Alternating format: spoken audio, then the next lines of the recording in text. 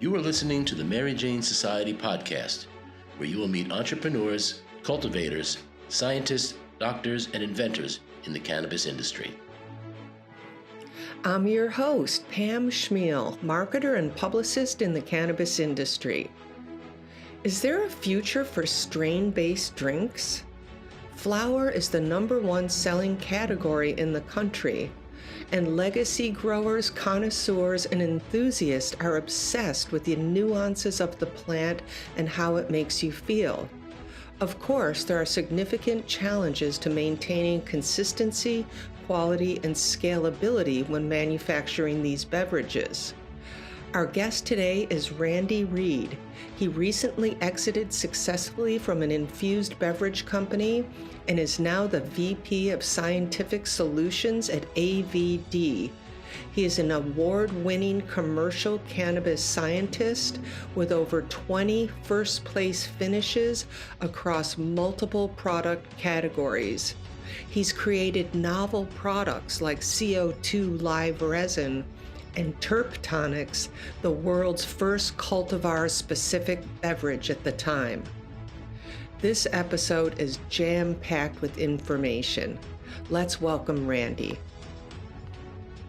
That the strain-based beverages and edibles are the future, and really if you go to any of these like grower pop-ups or meeting people who really connoisseurs in the industry, they're so obsessed with strains and the effects and how it works in their personal body and their taste preferences, and they're just so knowledgeable of the nuances, right? I mean, and there's so many people like that, and I feel like it's got to spill over into the CPG market in the future.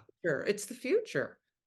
Yeah, I mean, there's going to be a lot of pie out there to grab. I think that's going to be one portion of it for sure. You just, to your point, that the legacy people, the connoisseurs, even the enthusiasts, they appreciate the strain part of it, right? It's not just about getting as high as you can. They're just trying to.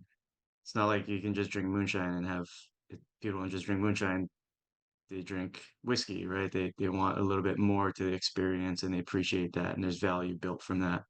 Um, so that's something that, yeah, I mean, we were really, we're exactly where you are thinking in thought process, um, it's kind of the evolution of cannabis beverage in my mind as an extractor manufacturer. Um, so yeah, we were doing that for years, and I still continue to do it, and it's a passion of mine. And Mm. I'm seeing more and more of it out there, but it's not without its challenges, obviously. But yeah, it can go really bad or it can go really good, and it's not for everybody too, right? Like not everybody can appreciate the flavor and the nuance, and it just tastes like weed to them, you know. Right, right, um, right.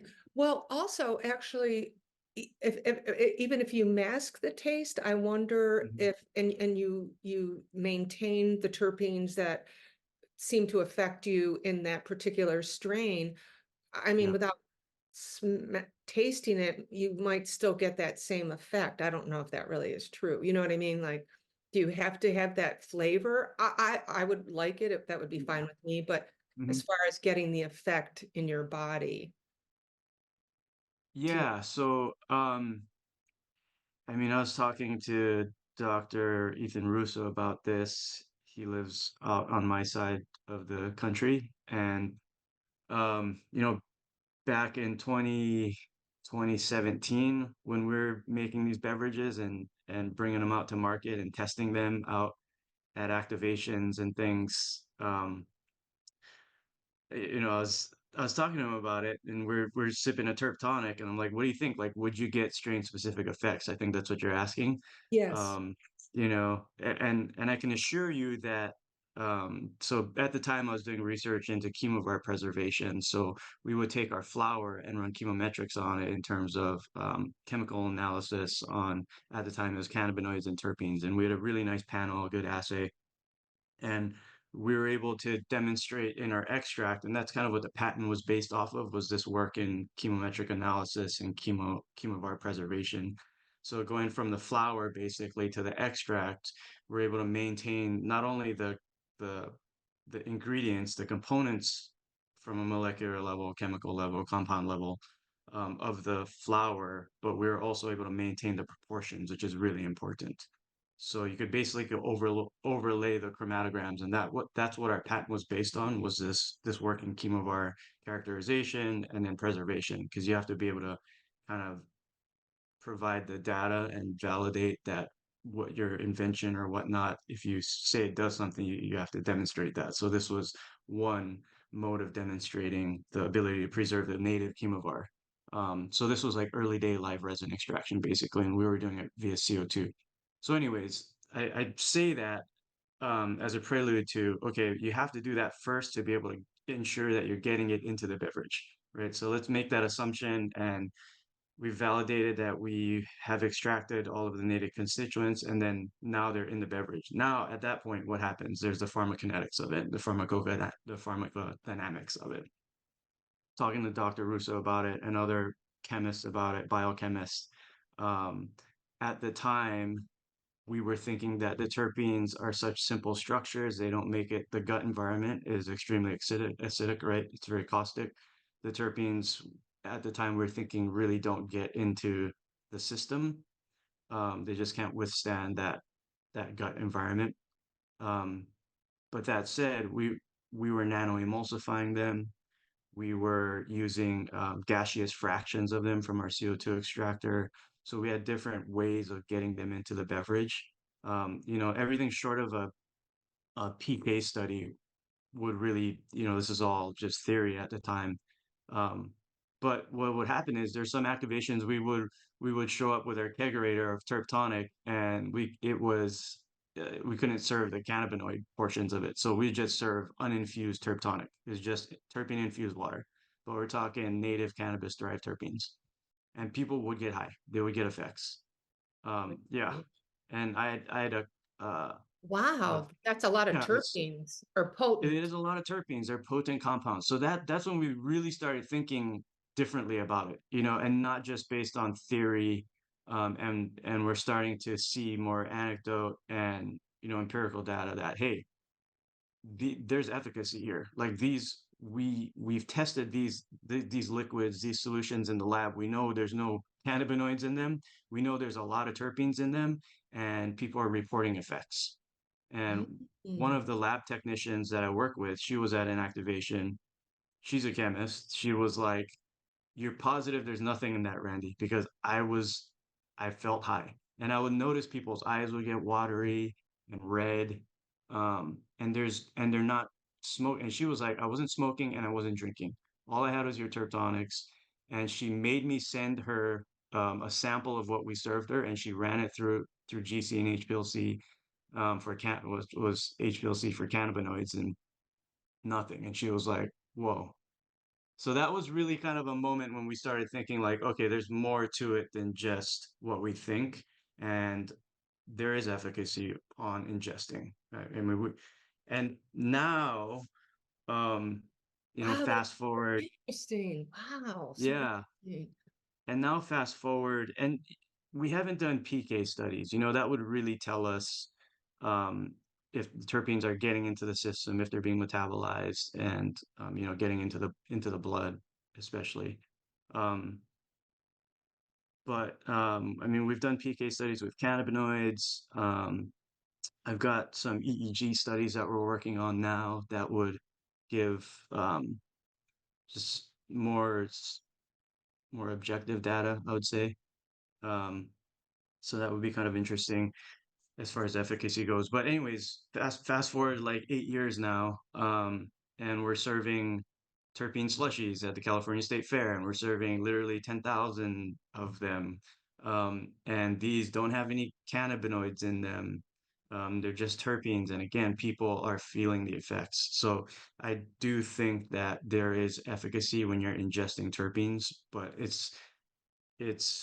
there's so much to it. You have to ensure that the terpenes are getting in there, that they're stable, um, and that they can kind of withstand the gut environment. But they seem to get into the bloodstream and provide efficacy. in my experience. Do you know, is that true just with cannabis derived terpenes, or have you tested with botanical terpenes?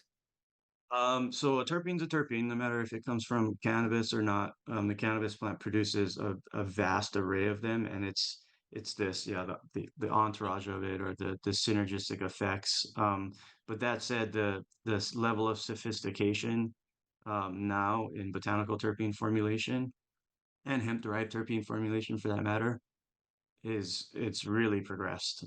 There's a paper that just came out from some colleagues of mine at Abstracts that they did over at Western Washington, where they found um, demonstrative efficacy in ADHD, not ADHD, it was autism. It just came out, and they're using botanically derived terpenes, and those were one of the primary drivers, along with the CBD formulation that they were testing. So yeah, absolutely. You know, terpene's a terpene, and like I said, there's the sophistication now in the ability to fully characterize the chemical profile of the cannabis plant and then rebuild it using, other botanically derived terpenes has come a long way. Because most people or many manufacturers or brands are using botanical terpenes to Mhm. enhance their products. And, some will say, well, it's not having the same effect, or that's the problem because, especially in the medical community, they're relying on these terpenes for you know, Yeah, their absolutely. relief. And some are saying, that we can't do it in extraction or manufacturing. So it's so interesting to hear you say that botanical or doesn't matter. It's probably the combination of the different terpenes and the It is, and it's just like anything else. There's so much into how you make it, how you manufacture it, the consistency of it, um, the reliability of your supply chain. I mean, there's so much nuance to it to make a quality botanical product. But companies like True Terpenes and Abstracts, and if you want to go to like hemp derived, more kind of native, quote unquote, natural full spectrum terpene formulations, Terpene Belt Farms, those are solid companies. Ebna was another great company that we worked with. Mm. Um, so yeah, and I've been I'm speaking with Dr. Shana from True Terpenes at Emerald Science Conference on this. We have a white paper study coming out um, with abstracts and Ian Oswald, who's their one of their PhDs at Abstracts on the R&D side. So I work very closely with these terpene companies. Terpene Belt Farms is another collaborator there who we used in our terpene slushies at the state fair. So very close with them.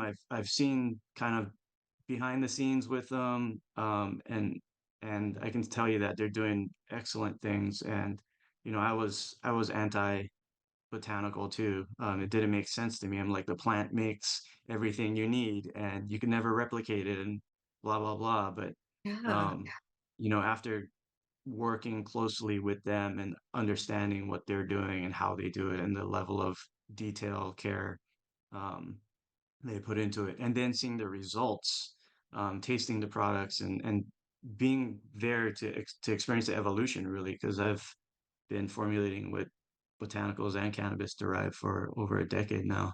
Wow. Um, it's come a long way, and it's going to continue to progress. And there's use case and business case for all of it, in my opinion now. So I think it depends on really what you're looking for and what kind of product you're trying to put out there. And is it, because everybody is complaining or talking about the loss of terpenes. So I mean, I know we lose it in the extraction because they're so, so delicate. And Yeah, then put them back in, I guess, in the emulsion process. Is that how? yeah, Okay. yes. The terpenes are volatile. They are, they have a different boiling point than the cannabinoids. So they have a different affinity for the solvent system if you're using solvents. So they'll come out at different points, or they'll, if you try to grab them all at once, then you can kind of commingle with other fractions in there. They can polymerize, they can isomerize, um, they can evaporate, right? So you can lose them. So it's the extraction side of it. There's a whole art and science to that.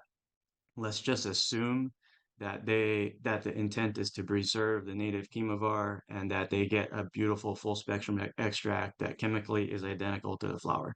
Okay, so after that, with that assumption, um, then we get into like formulation science, and that's where the emulsion comes in, or you're either going to distill. If you don't want to keep that full spectrum profile, you mentioned distillate. You can distill any extract. Um, so you can distill rosin if you want. People are distilling rosin for to distill off the terpenes so that they can put them back in. Again, because these components of that native spectrum, they are um, they're they're chemically different in a lot of ways, and they want to come out at different times, and you got to kind of treat them differently to really optimize the downstream kind of formulation process, in my opinion. At least that's the way we used to do it. It gives the formulator a lot more control, gives you a lot more consistency, versus if you just go, oh, I'm just gonna do whatever the extract wants to do. That's kind of the old school technique. Like, oh, if it's gonna sugar, it's gonna go into sugar. Or if it's gonna shatter, it's gonna be shatter. I'm gonna try to make it shatter, but if it doesn't, I'm just gonna let it go and then call it something else, right? Or we'll whip it and turn it into batter, and then we've got batter. So like that was kind of the old school technique. Now you have the ability to fraction off all these different parts of it, separate it off, and then formulate back and do whatever you want to do downstream in the process to get whatever end product you want. So you have a lot more control that way. And then with that, all the different fractions, you can do blends. And with the blends, you have consistency. It's how Jack Daniels does it, right? Like every batch of Jack Daniels, it has a uniqueness to it. So they have all these different vintages and blends and heads, tails, all these different cuts and fractions. And then there's a master blender that goes in and blends to a specific sensory profile, right? And a specific proof. And they'll add water to dilute, they'll add ethanol to get the proof back up, right? Or they'll reproof it in the barrels. There's all sorts of techniques to get that consistency that we know and love as Jack Daniels. But they don't just brew a mash and go, hey, let's whatever it turns out is going to Yeah. be it, and hopefully our process is the same and our crop is the same every year. That it's not scalable. Well, Um, that's one of the other problems too, is the consistency. I don't want to take yeah, you off track, sorry. yeah. So there's a lot to it, and I'm kind of going around it. Once on the formulation side, there's a number of techniques to get terpenes into the products, and more people are doing this. Um, Now it's I would say it's TBD as far as efficacy goes. The at least having like a demonstrative body of science saying like, hey, if we put myrcene in something and you ingest it, here's the PK, there's the myrcene getting into the blood, here's the EEG, here's the effects, the the proof basically, quantitative proof that the effects are as intended by the formulator. That to me has yet to be demonstrated. There's a couple of um, smaller white papers where they were doing some just basic matrix studies to where they would give you a gummy with a lot of CBN and they give you one with a lot of THC, and then you can go like, oh, I feel excited, I feel here, and then based on that, kind of they'll scatter plot out the effects, and you could see that there was some shift in efficacy based on the formulation, which is great, um, but is that enough to back up claims if you're trying to explain it to the FDA? It's not. And that's to me, that's the level of rigor that you're going to need to meet eventually if you make claims.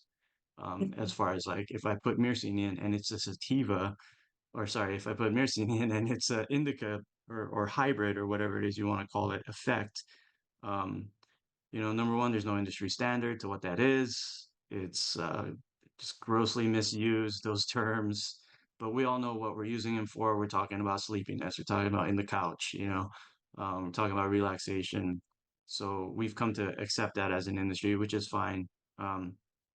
Side note, standardizing terminology and nomenclature is coming, and that is going to be just a big kind of benchmark for the industry. Um, because then when we do get regulated at a federal level, whether it be FDA, TTB, whoever it is that comes in, they're going to look at industry standards to weigh claims against, basically. So if you're making claims such as, oh, this is a sativa because I put limonene in it, or I put terpenoline in it, then you're going to have basically the data to support that, right? And Right, right. there's a number of ways to do that. That, proving efficacy is nothing new. So there's a number of ways to do that. I mentioned some of them, right? Like EEG and PK. Um, so um, but you're gonna have to have that if you're gonna make those claims. But I do think that there's value there, that not only from a flavor sensory perspective, but also efficacy. So yeah, absolutely. Long, Yeah, long-winded answer. It's yeah. happening. It's coming. Formulation matters. Extraction matters. There's a lot of links to the value chain to really create the sort of product that you set out to and promise to deliver on. And then there's the whole sales, marketing, distribution side, which is a whole nother piece of the pie, which is a challenge. Right. I'm glad the FDA is making it hard or illegal to make those kind of claims now. I mean, people are doing it, Yeah, but it is illegal. And in the marketing world and state marketing laws. But yeah. well, I'm not sure if this is the next question is Mhm, tied together, but your patent mhm. that we're talking about at the start Yeah. is based on, is it based on CO2. the It's a cultivar? terpene extraction, chemovar preservation. It's the supportive data that we provided was chemometric analysis. So that is, basically terpene and cannabinoid analysis. So we use HPLC and GC. It's kind of the gold standard for that sort of characterization for cannabis. Um, and yeah, that was the basis of the technology as far as proving that it could do what we said it could do. Okay, so it's based on your extraction Yeah, method? Oh, okay, so that's what I was, yeah, okay, that's what I was wrapping into. So I think I just read that you've created a CO2 live resin yeah, method, and that's what this all ties into? yeah, yeah. Okay. It was we called it CO2 live resin. That's what it was. It is a live resin. It's extracted from fresh frozen plant material. THCA rich if you want to go down that route. Full of monoterpenes if you want to go down the rabbit hole a little deeper on live resin. Um, and by the way, live resin is, again, like, to go back to industry standards. It Live resin is a term that's thrown around very loosely, right? And it needs to be standardized. That way, the consumers know what they're getting. And as a researcher, we're all speaking the same language. If you're saying you're testing live resin, I can compare apples to apples. I know that there's a standard for live resin, just like there's a standard for chromium in the lab, right? And I can go get a certified reference material. I don't know if it'll get to that for live resin, having a certified reference live resin that all researchers must use if they're using live resin to calibrate against, but um, it, at least we can start to standardize terminology. um, so anyways, to go back to live resin, yeah, it was a patent. It is a patent pending. And you have to do a prior art search. It was corporate funded, right? Like Lehoa Brands funded the patent. Basically, when we got acquired the first time, the acquiring companies sent in a team of patent attorneys, and they looked at everything we are doing, and they're going, okay, that one is already in the art, it's already patented, or this one's already out in the public domain. But when they really honed in on what we're doing with CO2 and live resin extraction, and they said, this is novel. We haven't seen anything like this. Let's do a little bit of research, see if there's any prior art out there.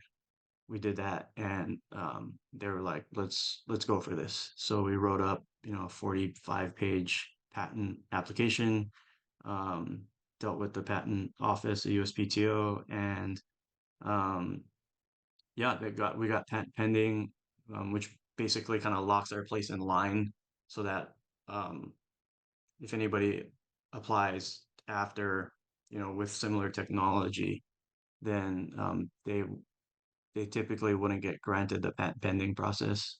And it takes about 3 to 4 years to get through the patent pending process. So yeah, it's coming up. We should be getting that patent. I don't own the patent. That's corporate owned. I'm the inventor of it. Sign my rights away on it. But there's Oh, plenty more okay. IP going Oh, on. In God. fact, Live and learn. now, yeah, yeah. Is- No, it's cool. Like it wasn't I didn't own the lab. I mean, it's millions of dollars in lab Oh, equipment and things that we developed this IP on. Um, but anyways, like just now, it's really interesting. That was a big achievement for me, like professionally, to get this patent pending status and invent something novel, right? Like that was really cool, and fulfilling, and to have my name on a patent, right? Like that was cool. But now I'm a part of AVD, and like we're a technology company, really cannabis technology company. We specialize in vapor devices. In fact, we're the largest domestically founded and run vapor device company, in the world. So we move millions and millions of these 510 cartridges and all-in-one disposable devices and batteries. So, anyways, I bring this up now because I'm a part of our patent and IP team, and we do 3 to 5 patents every other week now. what? Yeah. So we're filing You're like submitting? crazy. You're submitting? Yes. Submitting? Submitting and filing. You Every know, other week because this is the time. This is the it time. is.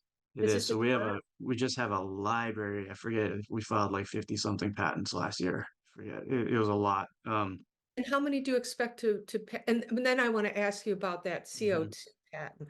And how many do Yeah. you expect to pass, like out of that? It Like what is, depends, right? It's like you get your place in line basically, and then you kind of it's parked there, and you wait if there's opposition from the reviewing attorney or the whatever, I forget they're called, the trademark patent office people, and then we kind of just leave it in our attorney's hands, and if we'll pull things if it's like, it's not worth it to go on that one, because a patent's really as good as, if you there's I think there's like two or three ways of monetizing a patent. Number one is you license it out.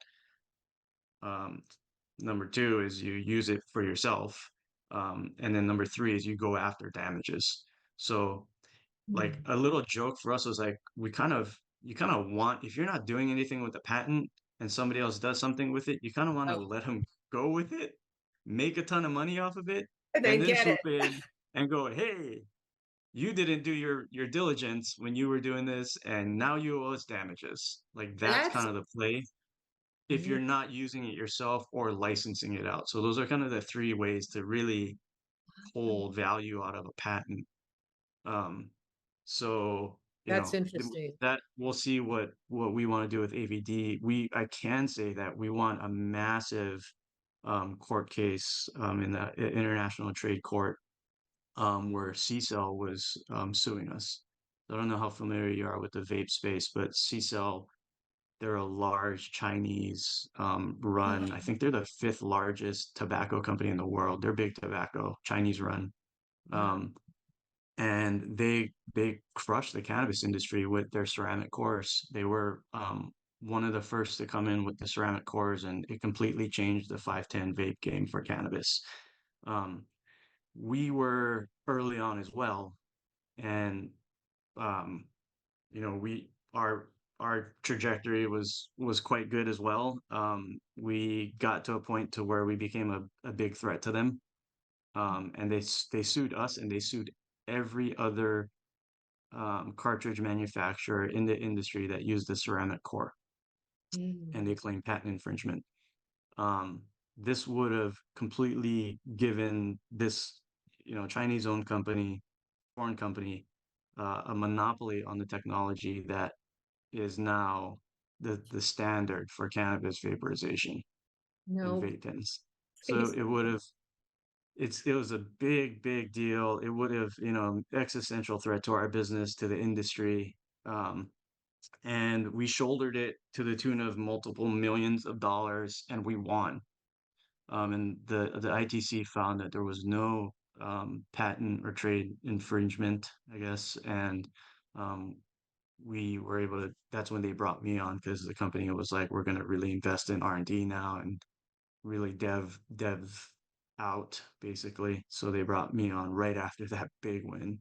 Wow. But it could have gone either way, and we pretty much took the industry on our shoulders, and um, we won that one for the U.S. cannabis industry. So that was a That's big deal. amazing. That's amazing. I hadn't heard about that. Yeah, Yeah, I know, and that's a whole I know, love to get into that whole vape yeah, thing. Um, I know it's like all these different avenues. yeah. We got a lot going on. I'm Yeah, sorry. I know, You know, I it's a know. cannabis industry.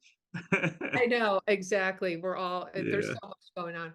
But with your yeah, CO2 live resin patent, hmm is that correct? Would it yeah. be Patent oh, pending. patent pending? Yeah, Is that yeah. is that machine based, or is it the It's would yeah. somebody buy a machine, or Uh they wanted to it's use it? yeah. It's process. It's a combination of process and machine. Okay. Yeah, you do Okay. need the machines to do And, it. You don't need okay. our machine. We didn't make the machines. We had, I had partners and collaborators on the OEM side, manufacturing side. Um, but yeah, that was never really the intent. The intent was really to protect our IP and use it in-house, which is what we did, and that's how we crushed the award scenes and did really well there because nobody else Oh, was using the technology. It was very novel. And if they did, then, we had every right to go after them. And we had, a team of attorneys that was scouring the landscape, extraction and manufacturing landscape. So if anything popped up, we keep eyes on them, and then they would get served if they use our technology. right. I've Um, seen that you have a ton of awards based on these, yeah, yeah, strain-based beverages and yeah. whatnot. I mean, typically for I guess a live resin, is butane and BHO the same Mhm. thing? Is that the Yeah, typical uh yep. extraction method? And then Mhm. you are coming in and saying no, CO2 is better because that's solventless, right? But instead of doing like hash rosin. So I guess I'm Yeah, asking what's the difference. What is the difference and what makes it better? And I mean, you won tons of yeah. awards. So it's obviously an effect Mhm. that there. Yeah, yeah, um, totally. I mean, it's okay. So let's see. To go to the first part of that question, butane, BHO, they're hydrocarbon solvents. You can use propane. You can use R143A. Those are fluorohydrocarbons. There's a number of hydrocarbons that you can use. Most people use butane and propane and or some mix of that. And that gives you BHO, butane hash oil. Wow. Um, and CO2 is a solvent, technically, in the way that we use it. And, um, you know, uh, I wouldn't say it's better. I mean, back in the day, I used to do cage matches and debate this with other extractors, and they would put us on stage and we would scream at each other about who had the best extraction and blah blah blah. Right. Um, it's really what your end goal is because there's so much nuance to it. If you want to make dabs nowadays, you're either doing solventless or BHO. If you Oh, want to make distillate, you're going to use ethanol or you're going to use even superheated steam now. Um, and those are kind of those have what has come out of all of the extraction technologies from the past. CO2 is not, I'm just not seeing it as much these days. There's some really big CO2 rigs out there for hemp that still, I think, have a place in the industry. And I'm a big believer in CO2. It's just that it's a tool just like anything else, and it can be a little bit more complicated than running these other systems, in my opinion. So you need just a little bit more technical ability or aptitude to really get the most out of it. And most people just haven't gone that far as we have, unfortunately, because the technology is really powerful, in my opinion, and it absolutely has um, value for our industry. It's just that I don't think it's the economics of it's really expensive. Um, the barrier to entry to get into CO2 versus BHO versus ethanol, it's probably 2 to 3 times as much, and you need to do more to it to get a good product out of it, a comparable product out of it. But if you really know what you're doing with it, you can get a better product. Like that's Right. what we've demonstrated in our chemometrics. Like, hey, it's identical. And then when people try it, they're like, holy smokes, you know, here's a trophy. Like that's Right. how we're able to do so well with it. But like I said, it takes a lot of aptitude to be able to get it there, and most people don't have that. And then also, like, we were the only people doing it that way, right? Like we did the prior art search. It was a novel technology technique, so it just hasn't had the the ability to get out there and get people to try it and buy into it. So there's a number of factors. Um, but that's kind of the lay of the land. Solvent extraction is going to be ethanol, butane, hydrocarbons, um, CO2 is a solvent, and then solvent less is going to be ice water hash, dry sieve, those sorts of things. And that's extraction. Um, and then distillation. So just taking that raw extract or live resin extract, refined extract, but it's an extract. It's the native constituents that have been extracted out of the plant, and then distilling off just whatever compounds you're interested in. So you would distill off all the terpenes first, then you'd concentrate down the cannabinoids, and then you distill off the cannabinoids and capture your pure THC, and Mm. that's how that works. So distillation is a separation refinement technique. It's not extraction. It comes after extraction, and that's how distillate is made. What would you say the bottom line is for terpenes being shelf stable or, Mhm. in beverages, like as far as, talking about the strain based or not even Yeah, strain, but just beverages. yeah, And do you think that as far as shelf stable, like a distillate or like I said, I've seen a hash rosin version come out. yeah. Is there a specific extraction process that you think would be best to maintain shelf stability, scalability, and Mhm. consistency? Like, Yeah. Um, for you can turn any extract. It there's I hate saying this. It depends. There's so much to it. Once you really start to understand it, I wish I just had a clean, simple answer. I guess there's a reason why people use distillate a lot. It's easy. It's a concentrated, purified, singular ingredient versus the sweet and entourage of cannabinoids, terpenes, flavonoids, all these other lipids, that you get in full spectrum extracts that can be hard to control for and hard to keep consistent. Um, and definitely more challenging to formulate with from a formulation perspective. That's something that really that's where we myself professionally really saw an opportunity, and that's where I spent all of my time was being able to formulate with full spectrum, mm, um native beverages with native meaning from the plant, um and not distillate or isolate. To me that was easy, and again, just being a lover of the plant, I was like, there's so much more to it. Once you try a full spectrum product, like a true full spectrum product, it's a totally different thing. yes. And it to me it's like, I have so much respect for the plant, and I was like, that's I just never got it. But now that I've been through it several cycles, I get it now. It's a lot Yeah, more commercially viable and easy to do it that way, and the consumers of beverage, they don't necessarily have the sophistication yet to tease not that yet. out. And Yep. I totally get it. But it didn't stop us from pursuing our passion and what we thought was kind of the right way to produce a commercial product. Albeit it was a lot more difficult, time consuming and costly, but in my opinion, it was worth it. Like, we have the experience, the proof is there in what you can do. And it's just a matter of time before it becomes just a larger chunk of the pie, in my opinion. Um, but it's distillate, isolate, those formulations aren't going anywhere.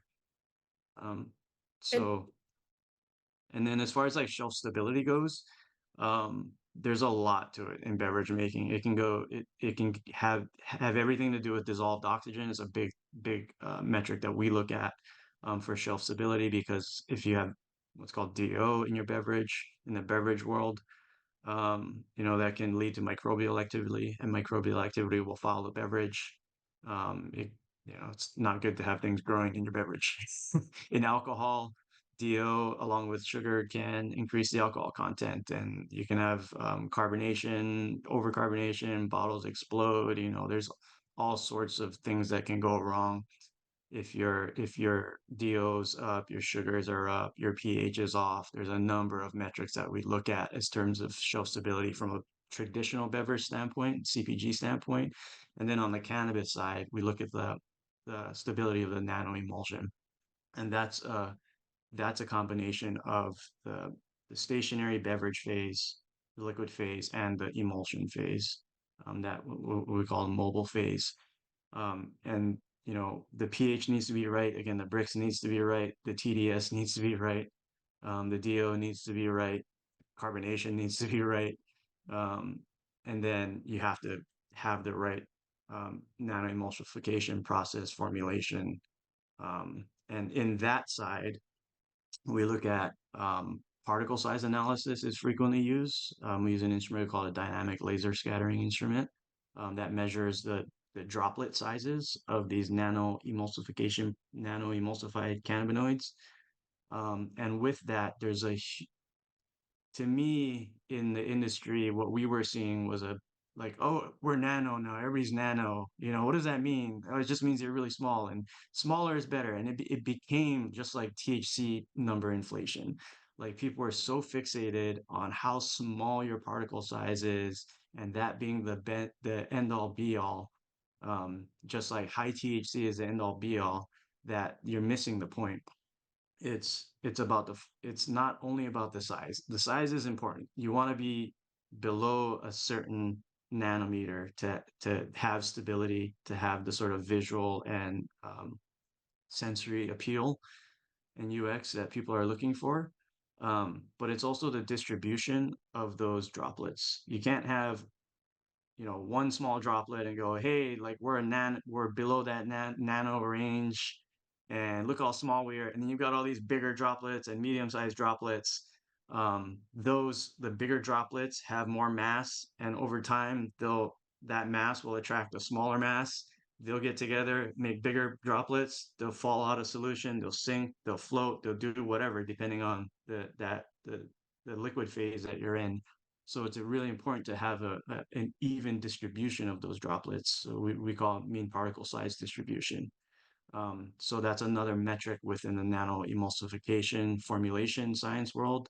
That's really important for shelf stability. and what about scalability in oh, okay, well, I'm sorry, let me just say one more thing on the terpenes. This is it, but the terpenes is I heard somebody say, or maybe you had said in something I was reading, that terpenes can age and improve with time, Oh like yeah, yeah, y- in a beverage? yes, Or absolutely. And this is anecdote still.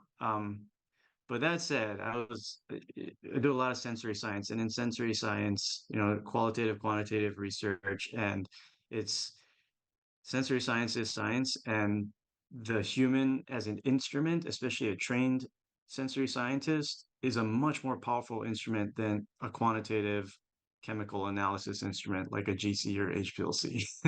So it doesn't give you the full picture like a human can, and especially a trained human. So I I don't want to discount anecdote in sensory science like a lot of people do. Like, well, yeah, where's the proof? Like I talk to other scientists and you go, it aged beautifully, and they go, yeah, but what does that mean? Have you run it on an instrument and shown and blah blah blah? I'm like, well, just try it.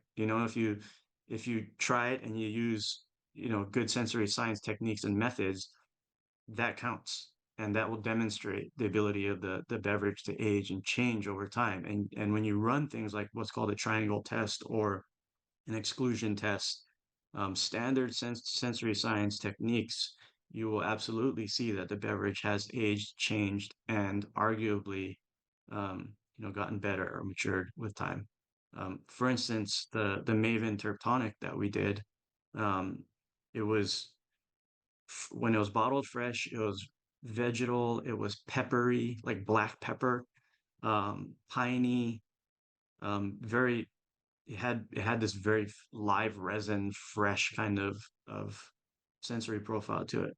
Um, I just had one. This is very timely that we're talking because I just opened up one over the weekend, this past weekend, and I was blown away by how much it changed. It got all of those live resin notes, the fresh flower, vegetal notes completely went away, and the peach really came out. And that they call it the peach cream gelato for a reason. And I didn't honestly, I didn't get it when it was live, but it cured in the bottle, and the peach came out. It got sweeter. The pine pepper notes completely went away. And even it even had like a touch of like fresh lavender on the tail of that. But it completely changed. And So this it was over the course of blossomed. a year and a half. Yeah. It Yeah. blossomed. Yeah. Wow, Absolutely. It amazing. tasted delicious. I liked it a lot better than when it was fresh and live, to be honest. It was really good. So Oh I no, was that's excited I mean about it, and nice and stable. No separation in the liquid or anything like that after a year and a half. So that's pretty good. that's amazing, actually. I've never Yeah. heard anyone talking about that, Hmm. terpenes aging like Yeah. that's pretty Yeah. cool. And to go back to dissolved oxygen, um, the beautiful thing about bottling and liquid for formulation of cannabinoids and terpenes, especially, is that you can monitor the oxygen level, and we completely purge the liquid. We do when we're bottling, we would basically scrub the tanks with CO2. So you're just blasting CO2 through till you get your DO down. So you're forcing all of that oxygen out of the liquid and saturating it with CO2. Um, getting that DO down and encapsulating the cannabinoids and terpenes and then putting them into the liquid, it basically protects them from oxidative contamination. They have no, there's oxygen is highly reactive, as we know, so they don't have an ability to react, oxidize, and degrade, basically. So they end up curing, um, and and turning into this wonderful product. It's really a interesting format for curing and aging that I think is we're just the tip of the spear right now on And is that for because the okay, experts I'm there. trying to grab everything that you're saying, but is that Yeah. because is that only happen in a beverage? Would it happen in Yeah. an Yeah, because the beverage, is it if you put flour in a package, unless you nitrogen purge it, um, it's exposed to oxygen and atmosphere.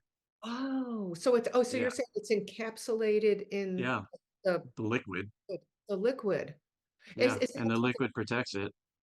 and And is also the carbonation protects it as well. Yeah, because carbonation is acidic and the microbes don't like to grow. So not only are you protecting it from oxidation, you're protecting it from microbial activity as well.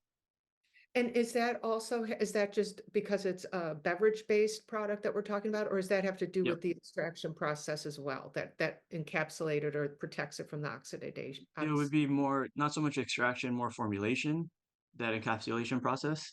And then the being in a liquid is really the novelness of it. Nanoemulsification, encapsulation, and then being in a liquid, and a carbonated liquid at that, is really where the novelness lies, I believe. And then, of course, once you open it, the carbonation liberates from the liquid. It brings the terpenes out. We were using as well. One of the cool things about CO2 is, we're using CO2 to extract. We're also using it to carbonate. So we would run our extraction, run CO2 through the material, we would capture that gas, that CO2 gas that we use that was terpene rich, bottle that, and then go and carbonate our tanks with it. So the beverage is actually carbonated with terpene gas, CO2, terpene infused CO2. And that, when you open the bottle, you pour it out, it opens up. It's like being in the garden. It's an incredible sensory experience, and it never gets old when I pour that beverage for people that enjoy cannabis, and even people that aren't all that fond of the cannabis flavor or smell. It's the fresh cannabis experience. Being around a fresh cannabis plant is very different than being around a cured cannabis bag or bud, Yeah, yeah, so yeah. that's the other thing about the Terp Tonic and the live kind of cannabis beverage is it preserves that experience of being around the fresh plant in the aromatics, because as soon as you open that, it's very nicely preserved, and also this nicely preserved, cured, but still very fresh. And that's still very novel to people as a sensory experience. And that you can see it in people's faces. When even people that don't like I was saying, the smell or taste of weed, when they smell it, like, whoa, like that smells pretty good, you know? We got to bring that to the East Coast. See, Yeah, that's why I always love looking at the West Coast too, and I'm yeah, always looking at the West Coast because we're not there yet over here, and and yeah, I'm always looking at what's coming from that direction and see, to yeah. see where we are. But It, I know we're losing I, time here, I but I can I know. say one more Oh thing? yes, yes. The material matters in a huge way when you're doing right strain specific beverages. Not everything tastes great. Like you probably want to stay away from the cheesy, gassy, thiol rich, cat pissy, skunky stuff. If you're making a beverage that people want to enjoy and drink, that some of those flavors and aromas don't necessarily translate to the beverage format. So you need to be very intentional with your selection, and that's where Maven came in as just an incredible partner. We were so intentional from the beginning about sourcing the right material, um, and and really thinking through it, even down to where we are now. Almost 2 years after we bottled it, like is it going to be what we want it to be 2 years down the line, which in the cannabis industry is an eternity. But that intention absolutely came through when I opened that bottle again at the end. And one last thing, I mean, just being in California, the Emerald Triangle, being amongst this renowned community of growers and breeders, I mean, it was such a joy to be there, and such an honor and a privilege to be able to work with the farmers and the breeders, cultivators. I mean, that's where it's mecca for cannabis, in my opinion. And being able to go out to the farms and work with the farmers hand in hand, again, on selection, and being in the field, smelling, tasting, it was just an incredible experience, and I would love to do more of that. I do miss it. Wow. I love what I do now. Um, so there's But it's all that's good. yeah, it's all good. Well, that Yeah. was my other question. Yeah. Are there specific strains besides like what you were just talking about? Oh yeah. Yeah, right. Are there specific strains that like people have to use for hash that will be able Yeah, to, they're washers. Yeah. yeah, the wash, Hmm. so is there a certain specific type that you would say Yeah. would be for strain specific beverages? Yeah, absolutely. So again, going back to the extraction technique that is preferred, I would start there, because obviously if you're going to do a solventless beverage, like we've done that as well, same with gummies, taking it to that next level, right? Like it's solventless, full spectrum, nano emulsified, strain specific, yada yada, as a beverage. So we've done that with I did a project with cookies on that for gummies. Um, so anyways, depends on the extraction. If you want to go solventless, obviously you got to choose a washer, right? One that will give you the yields and is commercially viable. If you're trying to do a scaled up commercial product, you need to be able to get good extraction yields and make sure that you're getting the value there. But if not, then you know, you can do it with anything. You can do it with live resin, hydrocarbon live resin, CO2 live resin, CO2 cured, whatever it is, whatever extract you can nano emulsify. That's well known, and Oh, there's okay, so that's what it comes yeah, down to. yeah, yeah. Okay. But as far as cultivar selection, again, it goes back to like if you're, you know, some are going to yield better than others, the sensory profiles, the consistency, you know, there's a number of things to think about. One thing that we learned with the Maven project was that they were at the time when we chose that, we weren't thinking about what's next. Um, they were actually ramping down peach cream gelato production because they have like a seasonality to their production. They're constantly strain hunting, and that was kind of getting sunsetted. So at the time, it was like, oh yeah, we're gonna sunset this. So we've got some extra material that's cool, Oh, um, and let's use this. All the boxes were ticked at that point. But then what happened was people were like, oh, we want more of this, and we're like, oh shit. Fire up production oh, again, right? Like go back, start plant, and then you've got a 3 month, 4 month cycle to get that back up. And at the time, we're like, we wanted to maintain the momentum, so we had to go find something else for the next release. Um, and I was really excited about that.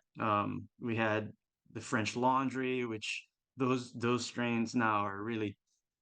This was a couple of years ago at this point, but they were really getting hot. Those are the soapy kind of strains that you're seeing now.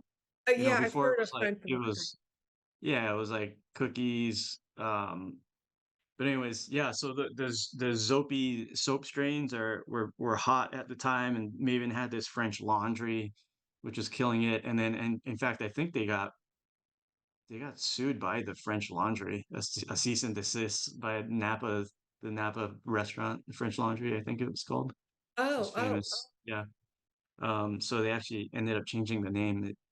So they got some press out of it, but the strain itself, the cultivar was phenomenal. It was such a standout amongst when we did our sensory testing and panel testing it. So that's the one that we were going to do, and it was going to be a great product, but we ended up I ended up parting ways with Lehua, so that one never got over the line. mhm, One that I was really excited about too was the Pink Boost Goddess. It's the world's highest THCV rich mhm. testing cultivar right now, grown by Emerald Spirit Botanicals, cleaning up the award scene, multiple Emerald Cups, multiple Cannabis Cups, Golden Bears. I mean, Farmers Cups, you name it. The Pink Boost Goddess is crushing it.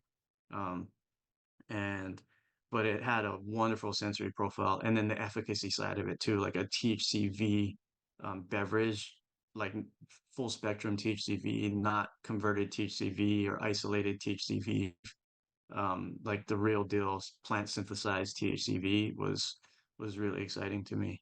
Um, yeah, so there's Yeah, okay, and so yeah. we've done beers too, like Abstracts Hops is doing some really interesting things. My friend Ross over there is doing some cool things, and Ian and TJ and the team um eh, using cannabis derived terps and hemp derived terps in beer and beverage on the CPG side, and that's something that we've done before in the past. We did collabs where we would do I'm working directly with the brewer on the flavoring system, basically that's all cannabis derived.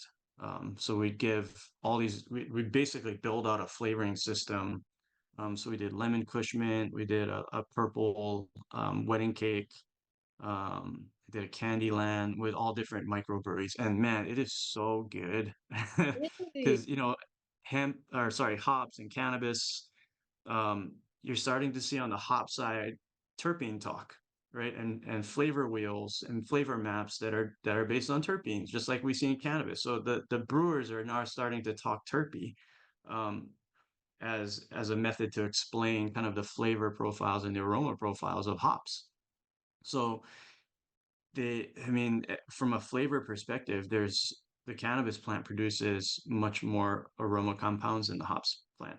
So we we can we can give the brewery side just a whole other palate to play around with. And it that was really exciting to me because the beers turned out. I love beer, Mm. and the beers turned out so good. Um, So mixing the yeah, terpene flavors with the yep, regular flavor that we know beer to taste like. And this yes, is exactly. THC infused also, No, just yeah, terp infused. yep, just terpene infused. Yeah, Oh, so adding a flavor to the beer, which is a great yep, intro to the world, yeah, right? As far as when they can actually oh yeah, infuse THC. Wow, I yeah. I haven't. mean, if you love a good hazy IPA, terpene infused beer is gonna really scratch that itch. It's a delicious way to drink beer. That's amazing. When is There's that coming out? Is that are they on the market or? so I did these were all like really small collabs and drops, like Mm. 45 barrels, so not Oh, okay, I see. several thousand cans, not all that much. Okay. Yeah, so check out Abstract Hops. They're doing some really cool stuff. Okay. Okay. Yeah. Yeah, the beer hop side, beverage side of Abstracts. Terp Oh, Tech, that yeah. sounds really cool. Yeah, I haven't heard Yeah. that at all.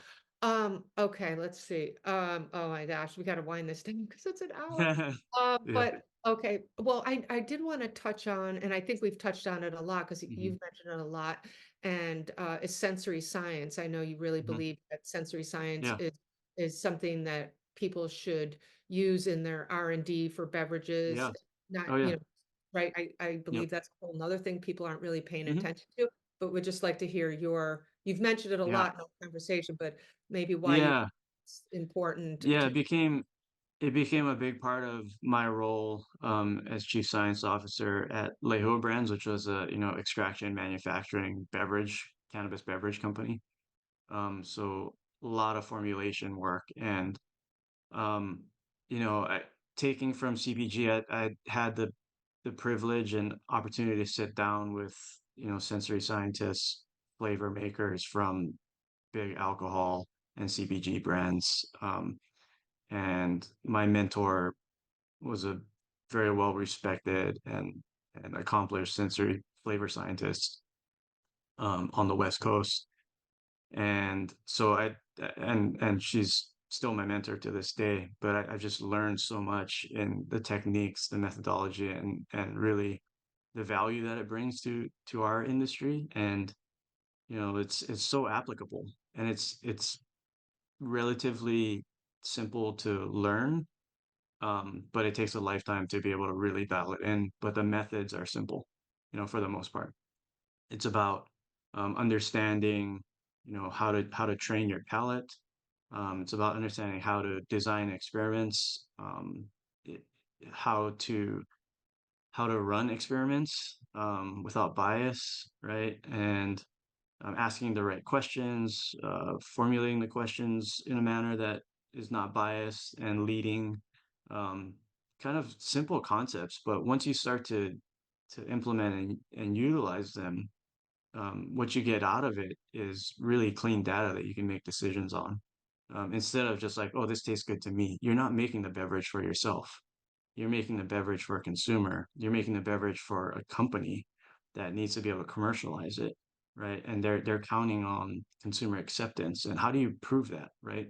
Like you can't just put your thumb in the wind and go, oh yeah, this is the way that it's going to go. It was nice to have the ability to do kind of fun projects like Terp Tonics and Terp slushies and To live see what. resin shots and all those things just to kind of test the market and where it's at. But really our bread and butter, honestly, was sodas, craft sodas. Um, they're easy, they taste good. Um, they hit a pretty mainstream audience. You Um, mean but infused anyways, craft sodas? You mean yeah, yeah, specific infused strains of craft sodas. That was our flagship product, was a brand called Olala, and it was a craft soda brand, cannabis craft soda brand. They're still around. Leho is still around doing it in California. And but anyway, to go back to sensory science, I'm deep in with ASTM now. ASTM was formerly known as American Society of Testing and Materials, and it's a 100+ year old standards organization. And they have international industry standards that the FDA looks to, the USP looks to, ISO looks to. All of these large regulatory bodies and other standards bodies look to ASTM really for industry standards. And they're consensus based, and it's a completely volunteer organization. So the reason I bring this up is there's D18, which is a sensory science standardization committee within ASTM. And I'm a part of D37, which is the cannabis standards committee. And it's very active. And we just had a committee week the other week in Kentucky. And literally, the FDA is there, the DEA is there, USP is there, Health Canada is there. The chief regulatory officer from Nevada is there, from California. They're all there looking at us industry to create standards that they can base regulations on. And there's heated debate. It's a science-based standardization kind of method, if you will. Um, and yeah, D18 is a sensory science committee, and we just had a sensory workshop between our cannabis committee and the D18 committee, and lo and behold, there are standards that in fact, I think this is a D18 book. No, this isn't. But this is, like one of the standards books. You see how thick it is. And Oh, wow. there's standards for everything that you can think of: descriptive analysis, uh, odor threshold determination, so there's standards for how to do this stuff. um, and it is directly applicable to what we do in cannabis. There's a ton of sensory in cannabis, as we know. Yeah. So yeah, just leveraging kind of what the standards are, the methodology, the known techniques, and then rolling that into cannabis. Like that's something that I've always been drawn to and have really used in my career, and it's been huge. Right, and also because of and also to like once you identify, like you're talking about the sodas, everyone loves Mhm. a soda, so you're trying, or I Yeah. guess you're trying to mimic that in your Oh, absolutely. cannabis soda. That's the whole Yeah. point of it. Is that kind of what this is Yeah. all about to get to that Yeah. point? Okay. Absolutely. There's a qualitative side. There's a, okay, sweet. How sweet is it? When you say sweet, what does sweet mean? If you're to gauge it and give it a number, what is that to you? Right? Like Oh, asking the okay. qualitative questions on the panel, right? And how big is it? How big should your panel be? Are they trained? Are they untrained? Um, at what point in the process are you testing on a panel? At what point in the process are you, validating against, quantitative metrics? Like, okay, if our bricks is here, the sweetness measure of sugar, and we go out for panel testing and they don't validate that the sugar is in the sweet spot, or it's too sweet, or not sweet enough, then we will go back, and having this all kind of mapped out, um, even informally, is huge. Yeah. And that's really how we use sensory science. And I had a trained panel that I would go to within my organization. Um, we were in the Central Coast, and we had, it's wine country. So my lab tech was from Kendall Jackson. He was one of the lab techs at Kendall Jackson for a long time. So, and a lot of our staff in the lab came from the wine industry, where sensory science is used frequently. Um, so it was a great resource because I already had a semi-trained panel. I just taught them about cannabis, and that was my panel. Every time we would have terp blending kind of tasting. I hate to say the word party, um, but we would have, and you can see this on my Instagram page.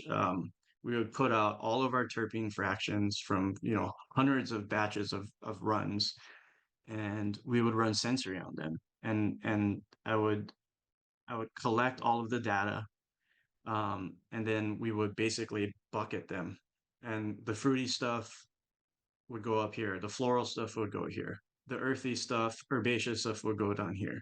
the gassy, skunky stuff would go here. And this was before we knew, that the gassy stuff was thiols and VSCs, and the floral compounds were monoterpenes, and you know the herbaceous stuff were going to be longer chain terpenes, right? Like this is before we kind of knew all this. We're using sensory science to tease out, create batches and blends so that we could produce 50 to 100,000 cartridges consistently with the same cannabis derived flavor profile, right? Like that's how we're able to do it and deliver a consistent experience that was cannabis derived. Right. Was using sensory science to create these master blends that we would continually update and benchmark against standards.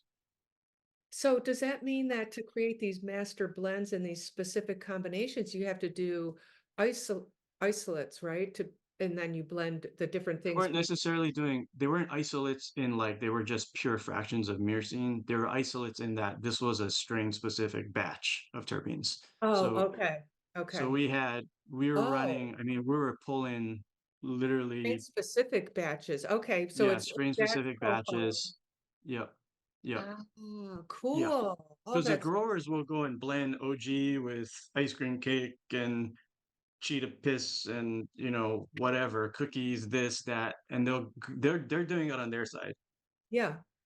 And what we'll do is we'll take it on our side, run the sensory on it, and then go, okay, this is predominantly this. We're gonna put it into this bucket and try to create this homogeneous batch of flavor, basically. And that's how we're able to get consistent. And this was for a distillate-based line called herbology, but it was our highest volume line, so and with that volume, and you needed that scale, and you needed consistency to be able to really deliver that experience time and time again. And with cannabis derived formulation, that's a challenge because you go batch to batch to batch. Your extraction column is only so big. You only have so many extractors. Your farmer goes out of business or he has a bad crop this year.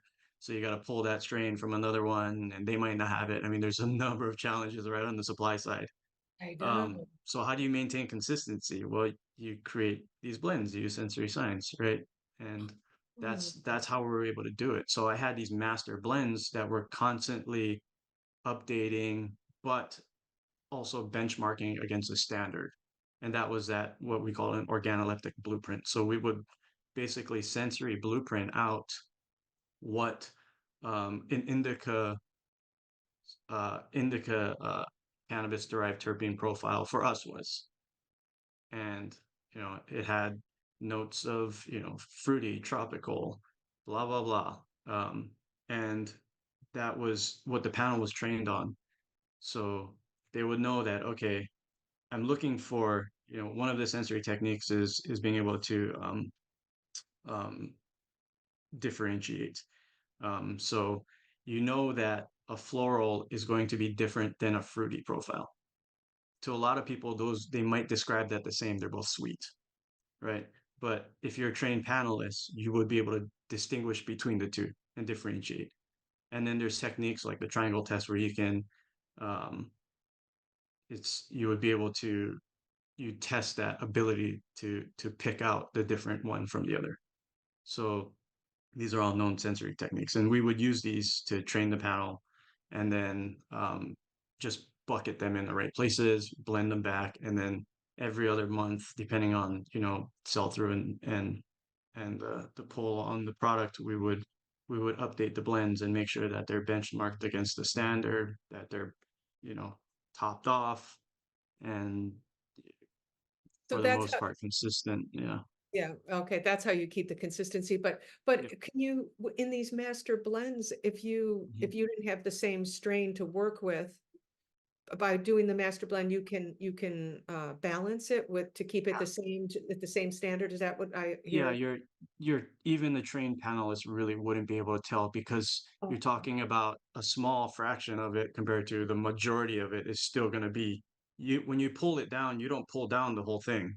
You maintain the majority of it. We would pull down at the most half of it before we went back and topped it off.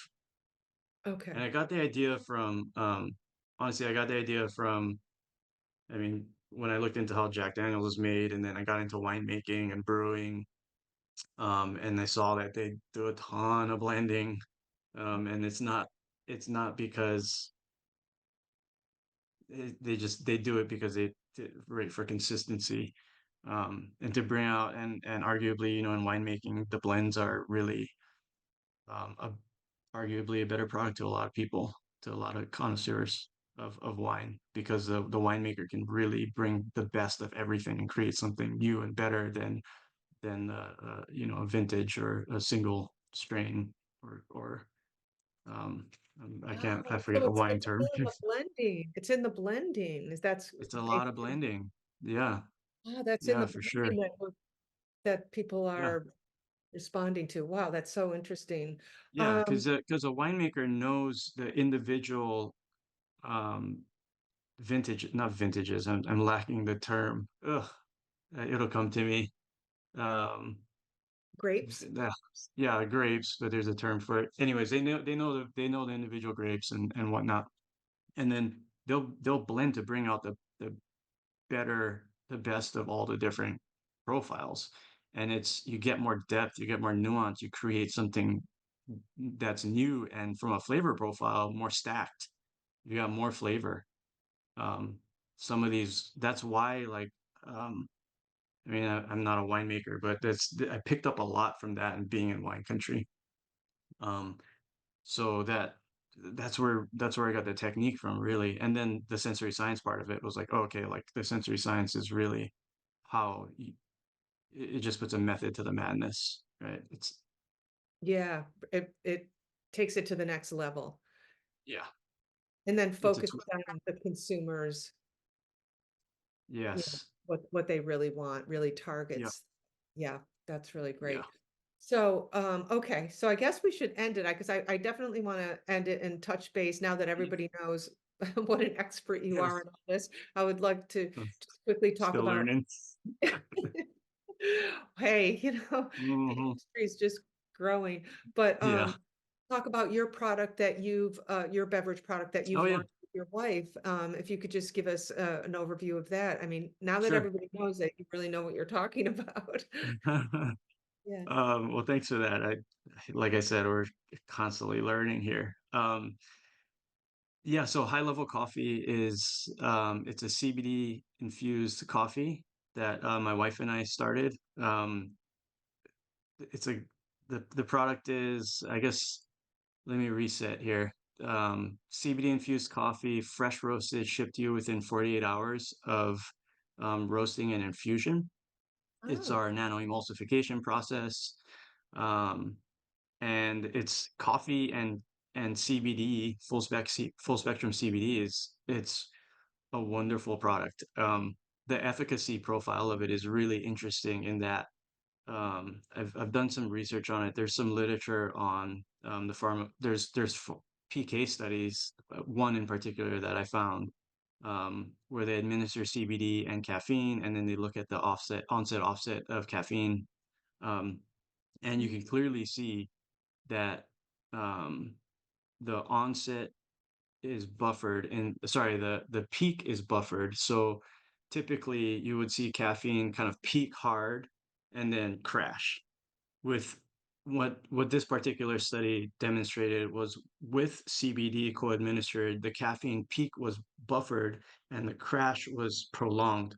So it had more of kind of a gradual efficacy curve. And anecdotally, what we feel is that um, the effects are sustained, prolonged, balance. Um, we like to say it kind of helps with the jitters. We can't say it's jitter free, but I mean, definitely I've noticed that the jitters are just less. It's sorry, I'm not a salesperson. Yeah, yeah, no, no, uh, yeah. And but also if you're drinking so much coffee because you're tired and you're just pumping that yeah, coffee in, it kind of yeah, balances out it's that a yeah. yeah. They're really complementary to each other. People come up to us and are like, but they're like the opposite. One gets you up and the other gets you down. I'm like, well, actually, they're really synergistic when you put them together. The Yeah. CBD really balances all of the maleffects of caffeine, which is anxiety, which we know CBD has efficacy against anxiety, jitters, right? Like we know CBD can reduce involuntary muscle movements, right? Like seizure activity, um, uh, and the crash. So CBD does in that PK, that particular PK study, has demonstrated ability to kind of prolong and eliminate the crash. So you know, we came up with this product because we realized that not everybody wants to get high, Mhm. but they want to get the benefits of cannabis. And so it's like, how do we get it into people's routine coffee? Yeah. How do we make CBD more effective? Because a lot of people will tell you it doesn't work, Yeah. caffeine. Mhm. And really flipping it. People are using CBD at night a lot of the times. I'm like, get it into your morning so that you get all of the benefits throughout the day. And oh, by the way, you also fall asleep better because you're not going to be over caffeinated and all the mal Hey. effects of CBD or sorry, of caffeine. So it's we kind of stumbled upon it, but it's this just this golden formulation, and the product is fantastic, and we can ship it nationwide, Yeah. and it's fresh. Like that's the other thing. Fresh coffee is the best coffee. So we ship it to you within 48 hours of roasting and infusion. One last thing I want to talk about is just the AVD stuff that I'm working on. So the vape science. I mean, we've got a really groundbreaking inhalation toxicology study that's coming out. We're kind of pre-publication right now. We're done with the experiments and the trials.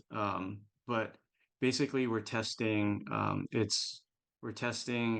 inhalation toxicology profiles of a distillate, a THC distillate with botanical terpenes on it. And it's AVD and abstracts. Um, that are funding the study. And our lead researcher is Dr. Willie McKinney, and he comes from Altria, which is like Philip Morris, Marlboro, and then he went to Juul. So where he has the experience in inhalation toxicology, and he's the one leading us through these trials. And I'm a consulting scientist on that particular project. So my role there is working with the researchers in the lab on the puff machines, on the methodology for puffing, making sure that the vape pens work, you know, and are research grade and meet certain criteria for standards for research, and being that subject matter expert to the researchers really. And we've contributed a significant amount of IP resources and consult really to drive the project forward. Um, and it's really exciting what we're able to find out and learn and and share really with the industry. You know, like how much terpenes should you be putting in your vape pen? Yeah, the You know, toxicology. Yes. right? Yeah. Um, yeah, and what terpenes are going to be, you know, the toxicologists don't like to use the word safe, but reduced risk, right? Yeah. Like, and how are you assessing that risk? You know, like, um, are you using a nicotine standard to assess risk as far as use case, like where you puff on the cigarette for 3 seconds and you know you get 60 puffs out of a cigarette or that sort of deal? Like those don't apply to cannabis, you know. And then where are you pulling your use case model from? So that's another area that we've dove in and really supported the toxicology study is puff topography. So we have a study going to where we have a device, a field instrument that we can take out and basically get people high on a vape pen and then characterize their topography. Um, so we can get a full like flow rate, puff volume, puff duration, peak force of like how hard you're hitting the device, and then from that we can determine how much THC you're inhaling. Um, and get some averages, right? Like, oh, the average person puffs about 5 puffs per session. They take about a 5 second draw.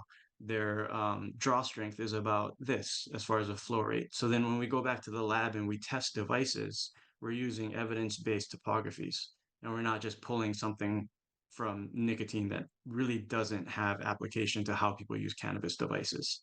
So that's another way that we've supported this study. Um, and what else? viscosity is another big thing for vape pens, right? Like how the fluid dynamics of the oil is a huge driver to efficacy and user experience and reliability for that matter. So really understanding viscosity, how to characterize it, how to test for it, what are the drivers. So I have a study going there, and then we're also proposing a standard for viscosity measurement via ASTM. So giving the industry a standard method, instrument, and way to test cannabis oil viscosity so that you know a range and you can match it to your hardware. And within that range, you know that you won't be creating dry hits. You won't, and those dry hits can potentially cause these what are called hazard and potentially hazardous compounds that the FDA regulates in e-cig, right? Like you have to demonstrate the ability of your device to operate within a certain safety window and not produce these HPHC compounds. These are things like they're carbonyls, they're formaldehyde, acrolein. These are nasty compounds that happen when the coils get too hot, basically, and you're burning your oil. Uh, um, so you know, all of this really plays in, and that's there's one more thing I'm doing, which is like thermography. We also, I mean, there's just tons of science behind it, and yeah, we've got several peer reviews that are going out, um, and we're starting to present on some of the research that we're doing in this past year. So more to come.